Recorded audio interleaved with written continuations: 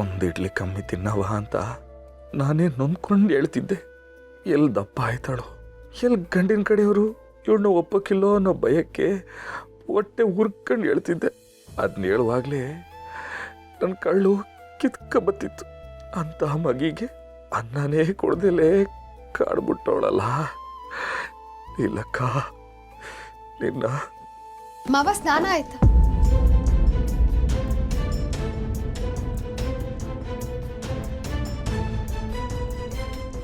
ಏನ್ ಮಾವ ನೀನು ಸ್ನಾನ ಆದ್ಮೇಲೆ ರೆಡಿ ಆಗ್ಬೇಕು ತಾನೆ? ಮೈ ಒರೆಸ್ಕೊಂಡಿಲ್ವಲ್ಲ ಮಾವ? ಏನ್ ಮಾವ ನೀನು ಹಂಗೆ ಕೂತಿದೆ?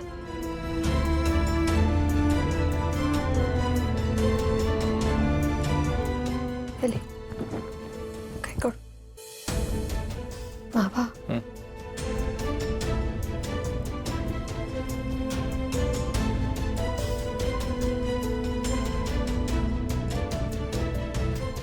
ನೋಡು, ತಲೆನೂ ಬಾಚ್ಕೊಂಡಿಲ್ಲ.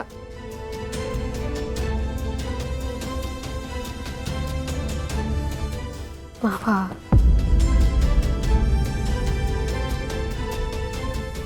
ನೀನು ಹಿಂಗೆ ಯೋಚನೆ ಮಾಡ್ತಾ ಬೇಜಾರಲ್ಲಿದ್ರೆ ಸುಮ್ಮನೆ ಟೈಮ್ ವೇಸ್ಟು, ಎನರ್ಜಿ ವೇಸ್ಟು ಅಲ್ವಾ? ಈ ಮನೆಗೆ ಬೆಳಕು ನೀನು. ಬೆಳಕು ನೀನು ಅಂದಮೇಲೆ ಆ ಬೆಳಕಿಗೆ ಶಕ್ತಿ ನೀನು. ನಗು, ನೀನು ಯಾವಾಗಲೂ ನಗ್ನಗ್ತಾ ಇರಬೇಕು.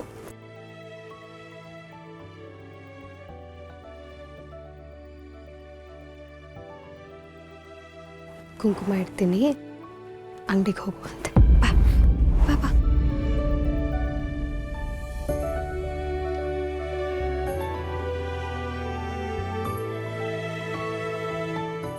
ಎಲ್ಲ ಸಣ್ಣ ಮಗು ಥರ ನಾನೇ ಮಾಡಬೇಕಾ?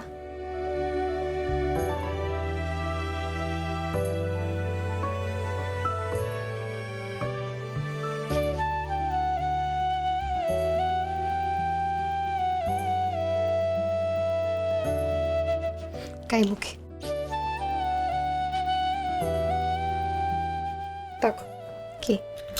ಹುಷಾರಾಗಿ ಹೋಗಿ ಬರಬೇಕು. ಬಾರೋ, ನಂಗೆ ಅದೇಟೇ ನೋವಿದ್ರು ನೀನು ಬಂದೇಟ್ಗೆ ಆ ನೋವು ಕಮ್ಮಿ ಆಯ್ತದೆ, ಮನ್ಸು ಅಗ್ರ ಆಯ್ತದೆ, ಉಸಿ ತಂಪಾದಂಗೆ ಅನ್ಸುತ್ತೆ. ಯಜಮಾನ್ರೆ, ನಾನು ಬರೀ ರೋಗಿಗಳಿಗೆ ಮಾತ್ರ ಡಾಕ್ಟರ್ ಅಲ್ಲ, ಸಂಸಾರಕ್ಕೂ ನಾನೇ ಡಾಕ್ಟರ್. ಹೋಗ್ಪ, ಒಳ್ಳೇದಾಗಲಿ. ಇವತ್ತು ಅಂಗಡಿಗೆ ಹೋಗೋದು ಹೊಸಿ ಲೇಟಪ್ಪ. ಹೌದಾ? ಮತ್ತೆ ಅಲ್ಲಿಗೆ ಹೋಗಬೇಕು?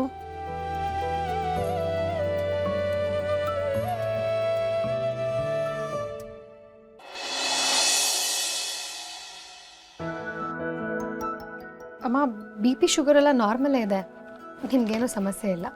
ಸಮಸ್ಯೆ ನಂದಲ್ಲ ಕಣವ, ನಿಮ್ಗೈತಲ್ಲ ಅದನ್ನೇ ಕೇಳಕ್ಕೆ ಬಂದೆ. ಅರ್ಥ ಆಗಲಿಲ್ಲ. ಅದು ಸೀದಾ ಮನೆ ತವ ಬಂದು ಏನಾಯ್ತು ಅಂತ ಕೇಳಿದ್ರೆ ಶಿವಣ್ಣ ಮಕ್ಕುಗಿತಾರೆ. ಅದಕ್ಕೆ ಹುಷಾರಿಲ್ಲ ಅಂತ ನಿಂತವ ಬಂದು ಕೇಳಿದ್ರೆ ರಶ್ಮಿ ವಿಷಯ ಏನಾದರೂ ಹೇಳ್ತೀಯೇನೋ ಅಂತ ಬಂದೆ.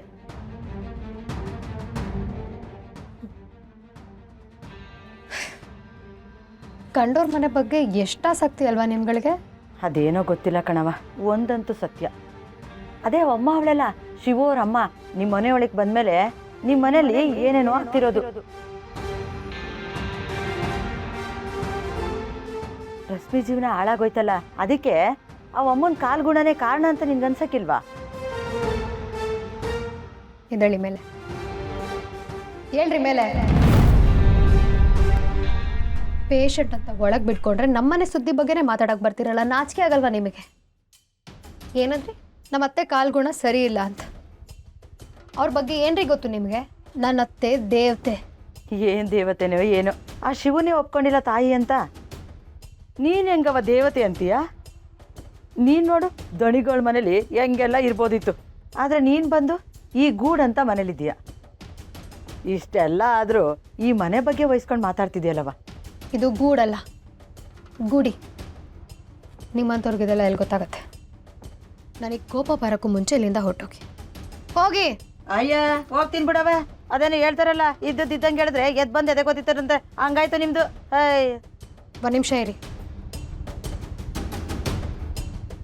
ಏನು ಹೇಳಿದ್ರಿ?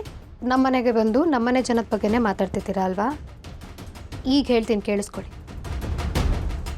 ನನ್ನ ಗಂಡ ಅವ್ರ ಅಮ್ಮನ ಹೆಗ್ಲ ಮೇಲೆ ಕೈ ಹಾಕ್ಕೊಂಡು ಇಡೀ ಮಾರಿಗುಡಿಲಿ ಇವರೇ ನನ್ನವ್ವ ಅಂತ ಹೇಳ್ಕೊಂಡು ಓಡಾಡ್ತಾರೆ.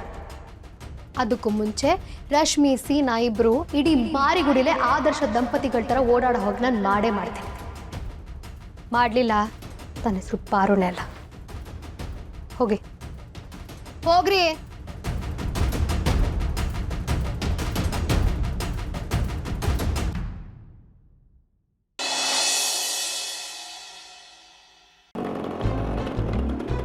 ಓ ಅಣ್ಣ, ಓಲ್ಡನ್ ಏನ್ಲ ಗೋಡಂಬಿ? ಏನಣ್ಣ ಈ ಮಾತನ್ನ ನಾನು ನಿನ್ ಕೇಳಬೇಕು ಅಲ್ಲಣ್ಣ? ಅಂಗಡಿ ಕಡೆ ಹೋಗೋದ್ ಬಿಟ್ಟು ಈ ಕಡೆ ಎಲ್ಲೋ ಹೊಂಟಿದ್ಯಾ? ಇಷ್ಟೊತ್ತಿಗೆ ಅಂಗಡಿ ಬಾಗಿಲು ತೆಗಿಬೇಕಾಗಿತ್ತಲ್ವಾ? ತೆಗಿಬೇಕಾಗಿತ್ತು, ಇವತ್ತು ಲೇಟಾಗಿ ತೆಗಿಯೋಣ ಬಿಡು. ಹೌದಾ? ಹಂಗಾದ್ರೆ ಈ ಕಡೆ ಎಲ್ಲಣ್ಣ ಹೊಂಟಿದ್ಯಾ? ಆಮೇಲೆ ಕೇಳ್ತೀನಿ.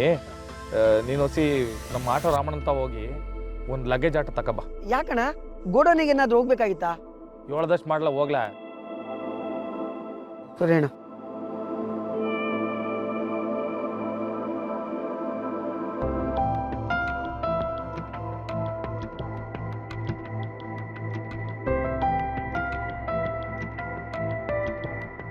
ನೋಡು ಜಂಗ ಬೆಟ್ಟು ಸೀರೆ ಉಡ್ತಾಗೋಳೆ.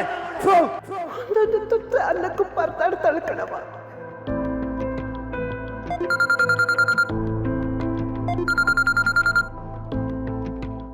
ಗೋಡಂಬಿ ಹೇಳ. ಗಾಡಿ ಇಲ್ಲೇ ರೆಡಿ ಐತೆ. ಸರಿ ಕಲ, ಬರ್ತೀನಿ ನಾನು.